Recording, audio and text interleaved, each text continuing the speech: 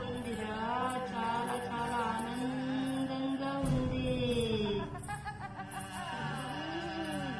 ఈ ఊరి ఆడపిల్లనరా నేను. శ్యామలాంబని, నేను శ్యామలాంబని.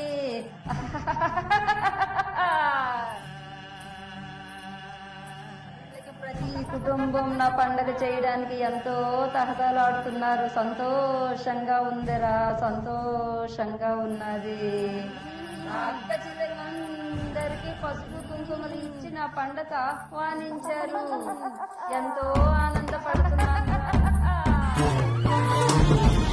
కమ్ముకొన్నా చీకట్లోనా కొమ్ముకొచ్చే వెలుతురమ్మా